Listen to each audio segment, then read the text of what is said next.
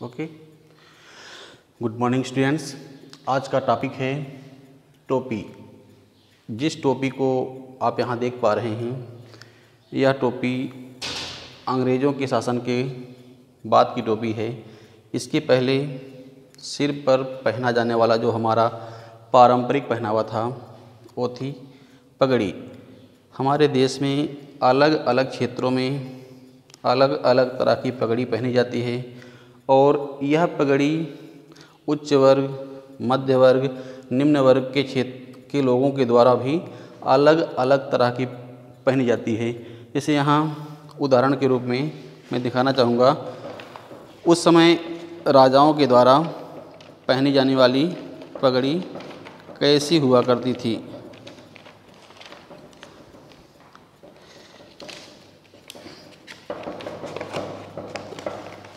इसको आप सीधा कीजिए।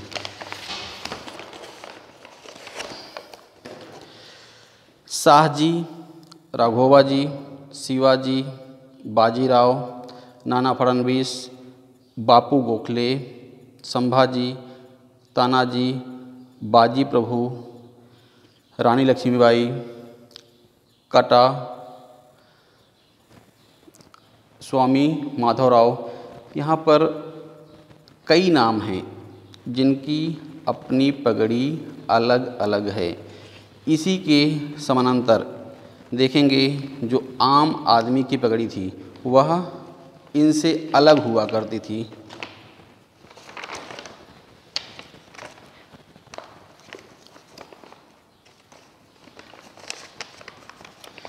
ये है आम आदमी की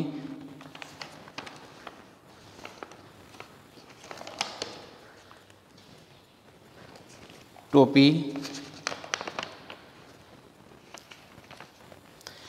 तमिल की पगड़ी, काठियावाड़ी पगड़ी, मुस्लिम पगड़ी, मराठवाड़ी पगड़ी, सिखों की पगड़ी, आदिवासियों की पगड़ी और कोली पगड़ी, कश्मीरी पगड़ी। यहाँ पर गोरखा या गरखा का हेड भी दिखाया गया है। अब पगड़ी के बाद आते हैं टोपी पर। टोपी के भी अपने पारंपरिक पहनावे थे। अलग अलग क्षेत्रों में अलग अलग लोगों के द्वारा अलग अलग तरह की पगड़ी पहनी जाती थी। यहाँ पर इस चित्र में अलग अलग लोगों के द्वारा पहनी जाने वाली टोपी का वर्णन किया गया है और जो टोपी का वास्तविक रूप है उसे यहाँ देख सकते हो। यह असली टोपी है जिसे आप सिर पर पहनते हैं। ये दूसरी असली टोपी है जिसे आप जन्मदिन के शुभ अवसर पर पहनते हैं। अब हम आते हैं उस टोपी पर जो टोपी पद प्रतिष्ठा की सूचक बनती है, जिसके द्वारा लोग सम्मान प्राप्त करते हैं। टोपी का अलग अलग रूप यहाँ एक साथ में आप देख पा रहे हैं। ये है टोपी का अलग अलग रूप जिसे अब व्यक्तियों के सिर पर देखेंगे। इस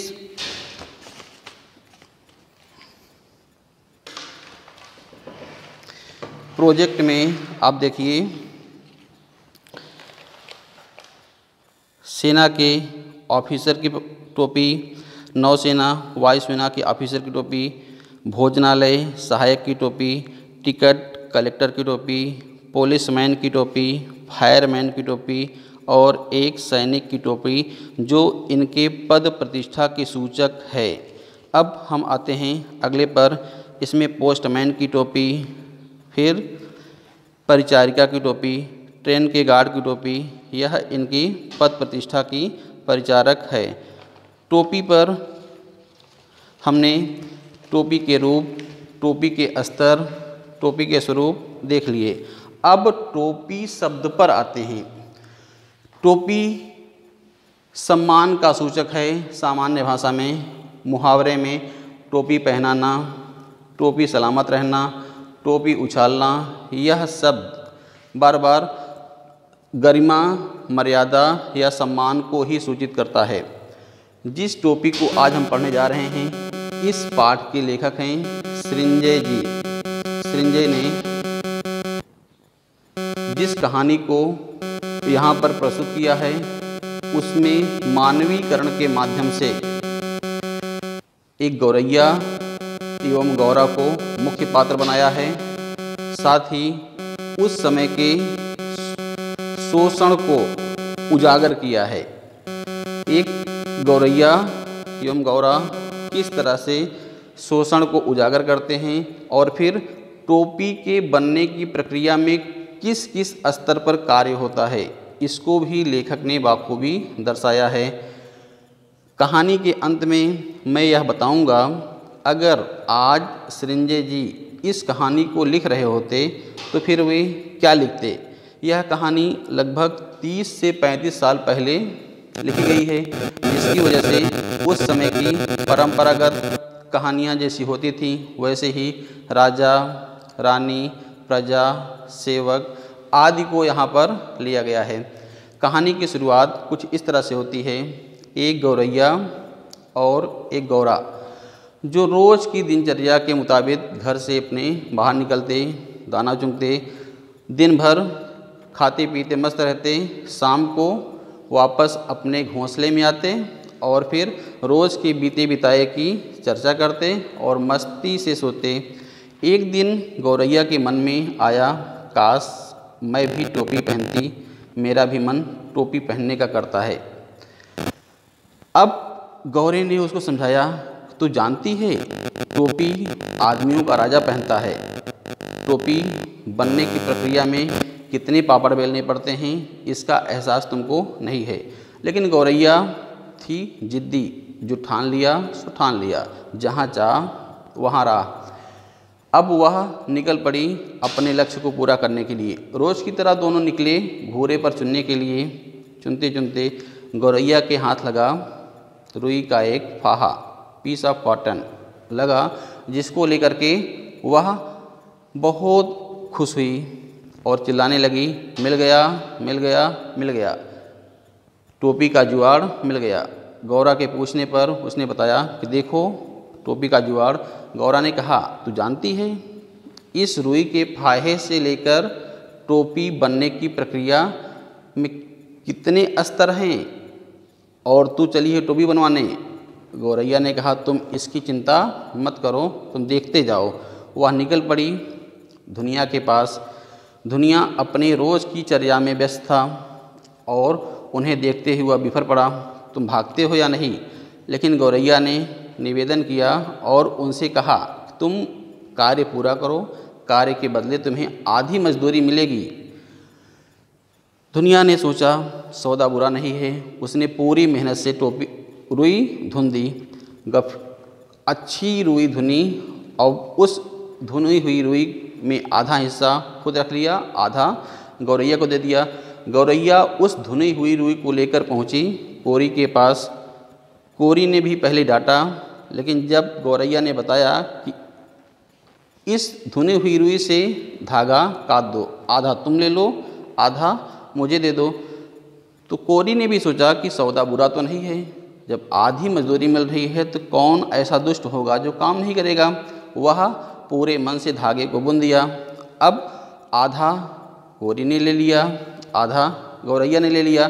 उस आधे धागे को लेकर गौरैया पहुंचती है बुनकर के पास। बुनकर ने भी शुरुआती नानुपुर के बाद आधी मजदूरी का प्रलोभन मिलते ही कपड़ा बुन दिया। अच्छी किस्म का कपड़ा बुना और आधा खुद रख लिया, आधा गौरैया को दिया।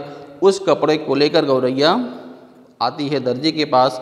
दर्जी ने भी पहले तो इनकार किया, लेकिन बाद में जब उसे गौरैया ने कहा कि तुम्हें आधी मजदूरी मिलेगी तो वह कार्य करने के लिए तैयार हुआ और गौरैया के मन मुताबिक कार्य किया और अपनी तरफ से 5 फुदने भी जड़ दिए। एक शानदार टोपी पहनकर गौरैया जाती है कंगूरे पर। उस कंगूरे पर यहाँ पर गौरैया आती है और ये है गौरैया की टोपी, जिसको पहन करके वह आती है राजा के दरबार में। अब राजा अपने महल में अपने नौकरों से अपनी सेवा करवा रहा था। राजा की उस कंगूरी पर बैठकर गौरैया बोली, राजा तू देख, मेरे सिर पर टोपी, तेरे सिर पर टोपी नहीं। गौरैया की ये बात सुनकर राजा बहुत हैरान हुआ। उसने नौकरों से अपनी टोपी मंगवाई और पहनी। फिर गौरैया कहने लगी कि तू मेरी टोपी देख और अपनी टोपी से तुलना कर। तो राजा ने नौकरों से कहा कि इसकी टोपी को छीन लिया जाए। नौकरों ने गुलेल से निशाना लगाकर उसकी टोपी को छीन लिया। जब गौरैया की टोपी देखी गई तो उसकी नफासत बहुत ही शानदार थी, जिसके सामने राजा की टोपी कुछ भी नहीं थी। यह देखकर राजा बहुत हैरान हुआ कि उसी के राज्य में एक गौरैया के लिए ऐसा कार्य हो रहा है और राजा के लिए इस स्तर का कार्य नहीं। तो उसने सारे कारीगरों को बुलाया। सब ने बारी बारी से बताया, महाराज, जिसके पास सब कुछ है वह कुछ नहीं देता और जिसके पास कुछ नहीं वह मजदूरी आधा दे रही है, तो कार्य में नफासत तो आएगी।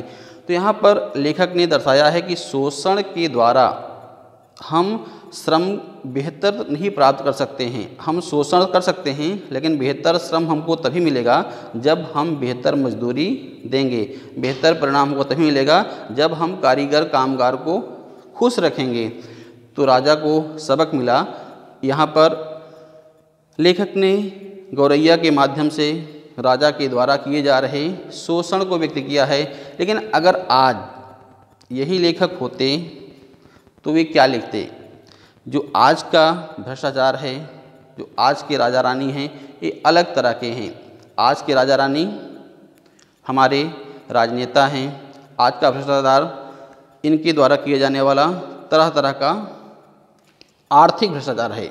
जैसे आज अगर गौरैया को घूरे पर मिलता या कुछ मिलता तो वह मिलता मेमोरी कार्ड, जिसमें उस क्षेत्र के प्रतिष्ठित राजनेता का काला चिट्ठा होता। गौरा लेके पहुँचते उसे मोबाइल की दुकान पर, जहाँ मोबाइल की दुकान पर उसे देखते और मोबाइल की दुकान वाला उन्हें बताता, जिसके बाद वह संपर्क करता मीडिया पर्सन से कि आप इस घटनाक्रम को उजागर कीजिए, इसके बदले में आप हमें कुछ पैसा दे दीजिए। फिर मीडिया पर्सन संपर्क करते उस राजनेता से कि आपका पूरा काला चिट्ठा मेरे पास में है, अगर आप 1000 करोड़ रुपए देते हैं तो मैं इस खबर को दबाता हूँ, नहीं तो मैं इस खबर को उजागर करके आपको बर्बाद कर दूँगा। राजनेता 1000 करोड़ रुपए देता मीडिया को, मीडिया 100 करोड़ देता दुकानदार को, दुकानदार 5 करोड़ 10 करोड़ देता गौरा को, गौरा 5 करोड़ 10 करोड़ लेकर आते, किसी बीच पर शानदार फ्लैट खरीदते, घोंसला बना के रहते, मस्त रहते। ये थी इस कहानी की संक्षिप्त व्याख्या। अब अंत में मैं इतना ही कहना चाहूँगा कि शोषण को प्रस्तुत करने का कवि ने यहाँ पर एक माध्यम अपनाया है। बच्चे अपने मन से, अपनी तरह से या अपने आसपास हो रहे शोषण को देखें और उसे काल्पनिक कहानी या किसी भी घटनाक्रम को मानवीकरण के माध्यम से प्रस्तुत करके ऐसी ही किसी घटना को बनाएं। धन्यवाद।